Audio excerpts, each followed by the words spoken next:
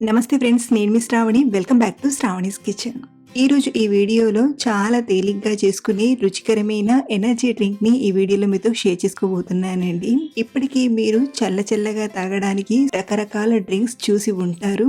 But ఈ drink చాలా special టేస్ట్తో ఉంటుంది. అంతేకాదు ఈ వేసవిలో వచ్చే నీరసాన్ని క్షణాల్లో దూరం చేసి ఇన్స్టెంట్ ఎనర్జీని ఇస్తుంది. మరి ఎంతో రుచిగా ఎంతో ఎనర్జీనిచ్చే ఈ చల్లని డ్రింక్ని ఎలా చేయాలో ఇప్పుడు చూద్దాం రండి.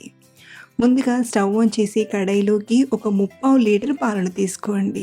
అంటే 750 ml వరకు పాలను తీసుకొని వేడి చేయడానికి పెట్టండి. ఇలా ఒక పక్కన పాలను వేడి చేస్తూనే మరో పక్కన ఇంకొక గిన్నెలోకి 10-12 చొప్పున బాదం పప్పు పలుకుల్ని అలాగే జీడిపప్పు పలుకుల్ని తీసుకొని కొంచెం వేడినీళ్ళను వేసి 20-30 నిమిషాల పాటు నానబెట్టండి. మీరు కావాలంటే వీటిని ఒక 3-4 గంటల ముందైనా నానబెట్టచ్చు.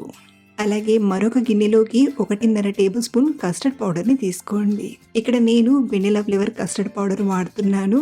మీ దగ్గర కస్టర్డ్ పౌడర్ లేకపోతే కార్న్ఫ్లోర్నైనా వాడొచ్చు. ఇందులోనే ఒక అరకప్పు నుండి 3/4 కప్పు వరకు పాలను తీసుకొని పిండి ముద్దలు లేకుండా చక్కగా కలపండి. ఇలా కలిపిన స్లర్రీని రెడీగా పక్క నుంచి పాలను వేడి చేసుకుందాం. పాలు ఇలా పొంగు వచ్చి చక్కగా మరగడం స్టార్ట్ అయ్యాక ఇప్పుడు ఇందులోకి మనం కలిపి పెట్టిన కస్టర్డ్ పాలను తీసుకొని బాగా కలపండి. ఇలా ఒకసారి అంతా కలిసేలా కలిపాక ఇలాగే కలుపుతూ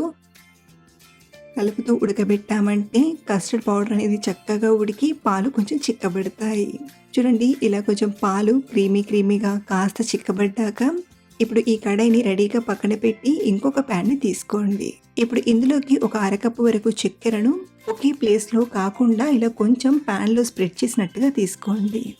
దీనిలోనే లైట్గా అంటే 1 టీ స్పూన్ నీళ్ళను తీసుకొని చక్కెరను కరిగించండి.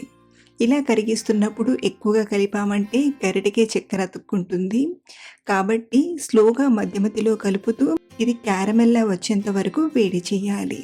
అలాగే మంటను ఎక్కువగా పెట్టినా ఇది కాస్త మాడిపోయి చేదుగా వస్తుంది. కాబట్టి మంటను మీడియం ఫ్లేమ్లో పెట్టి ఇది లేత బంగారు రంగు వచ్చేంత వరకు వేడి చేయండి. చూడండి, లైట్గా కలర్ మారడం స్టార్ట్ అవుతుంది కదా.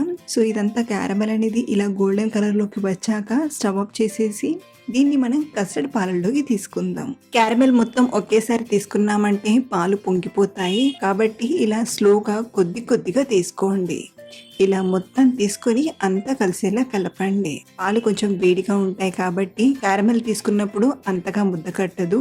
ఏమైనా చిన్న ముద్దల్లా ఉన్నా పాలు పూర్తిగా చల్లారేసరికి పాలల్లో పూర్తిగా కలిసిపోతుంది. అలాగే మీరు ఈ డ్రింక్ ని మరింత చల్లగా తాగాలనుకుంటే ఇది పూర్తిగా చల్లారిపోయాక 1 గంట సేపు ఫ్రిడ్జ్ లో పెట్టైనా తీసుకోవచ్చు. ఇందులోకి మనం నానబెట్టిన బాదం కాజును తీసుకుందాం. ముందుగా బాదంపై ఉన్న పొట్టును తీసేసి వీటన్నిటిని మిక్సీ గిన్నెలోకి తీసుకొని ఇందులోనే సరిపడన్ని అంటే ఒక 1/4 కప్పు నుండి అరకప్పు వరకు నీళ్ళని తీసుకొని ఇలా మెత్తగా గ్రైండ్ చేసిన దీన్ని కస్టర్డ్ పాలల్లోకి తీసుకొని ఒకసారి బాగా కలపండి.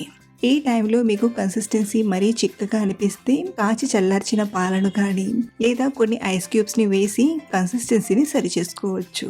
ఇప్పుడు ఈ డ్రింక్ని చల్లగా తాగడానికి ఇందులోకి 10-12 ఐస్ ముక్కలను అలాగే కొన్ని చాప్ చేసిన డ్రై నట్స్ని అలాగే కొన్ని రోజ్ పెటల్స్ని కూడా తీసుకుంటున్నాను.